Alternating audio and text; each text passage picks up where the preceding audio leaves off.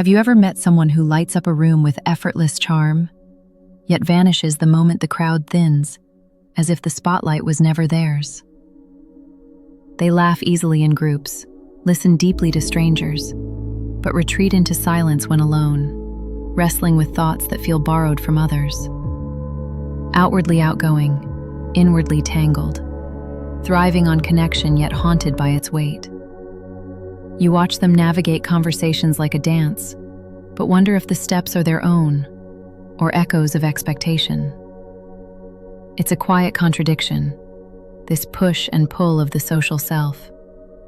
But what if this isn't confusion?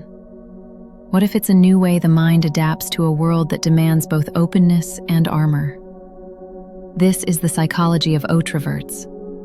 And today, we're going beneath the surface, into the roots of this adaptable personality, the veils it wears, and the hidden echoes that define its delicate balance. Otroverts emerge from a blend of worlds. Often in childhood, they learn to mirror those around them, perhaps in homes where fitting in meant survival, or schools where being liked opened doors. A parent who praised adaptability, or peers who rewarded the chameleon who could shift from quiet observer to lively participant. The brain wires for flexibility, drawing from both introverted depth and extroverted energy. It's not a disorder but a trait, like ambiverts on a spectrum, but with a sharper edge toward other-oriented living. Otroverts absorb social cues like sponges, echoing others' moods to connect, but the veil of performance hides their true inner rhythm. This duality shapes how they move through life. Psychologically, it's tied to high social intelligence, the prefrontal cortex finely tuned to read rooms, but at the cost of internal overload. Like attachment styles that blend secure and anxious, Otroverts crave belonging yet fear losing self in the mix. They excel in teams, adapting ideas on the fly, but shadows creep in when alone, questioning if their choices were authentic or just reflections. The effects whisper in subtle ways, like at a party where you shine as the storyteller drawing laughs, but later in the quiet car ride home, exhaustion hits. Not from the noise, but from the veil of fitting in that masked your deeper thoughts. Relationships bloom fast, but intimacy stalls.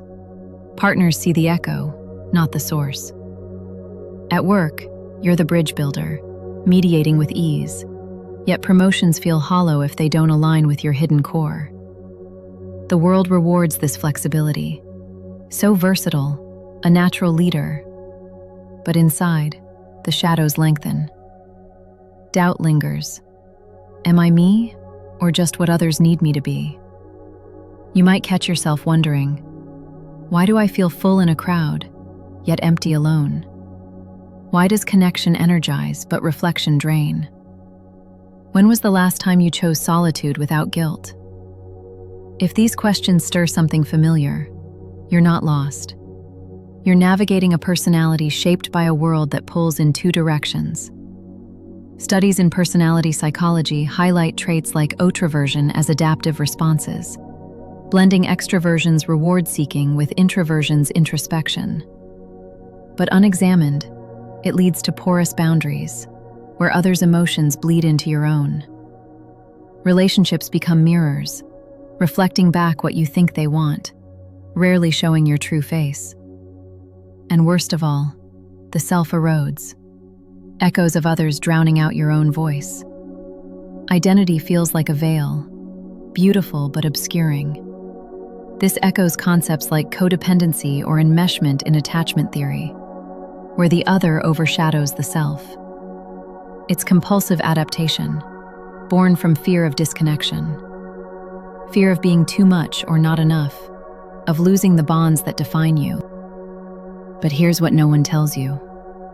Your adaptability isn't a curse, it's a bridge, and you can learn to cross it without losing yourself. So why do we cling to this duality? Because the child who learned to shapeshift for love still fears being unseen, that fitting in equals belonging, that standing out risks rejection. And that adaptable self deserves to be seen, not as a performer, but as whole. The path out isn't choosing one side over the other. It's weaving them with intention. It starts with noticing. Notice when your yes is for them, not you. Notice the fatigue after shifting too far. Notice the quiet longing for unmasked moments. Then, practice the pause. Before adapting, ask, what do I truly feel here? Is this my echo or theirs? How can I connect without losing my shape? Start small. Choose one conversation to speak your truth without the veil. Seek spaces where authenticity is the norm, not the exception. Build boundaries that let in connection, but filter out dilution. Each honest moment is a reclaiming. Each boundary honors the self beneath the echoes. And something beautiful unfolds. When your adaptability comes from strength, not fear, it becomes true versatility. Relationships deepen, with others and yourself. You stop being everyone's mirror and start reflecting your own light. There's a quiet power in embracing the Otrovert within. It's not divided, it's dynamic. Because the one who learns to lift their own veils finally hears their true voice. Clear, unfiltered, undeniably theirs. If you've ever felt pulled between worlds, know this. Your flexibility was never the problem. The problem was the shadows it cast on your core. But now you get to rewrite that. You get to practice a new kind of connection, one that honors both the self and the other. One that echoes authenticity. One that trusts your adaptability as a gift, not a mask. You don't have to choose sides overnight. Just begin, one unfiltered moment at a time. And slowly, the self that once hid behind veils will learn to stand in the light, whole, adaptable, and deeply, truly seen. Thank you for watching Echoed Veils. If this resonated, let me know in the comments. What pulls you between social worlds? And if you want more quiet explorations like this, subscribe. You're not alone on this path.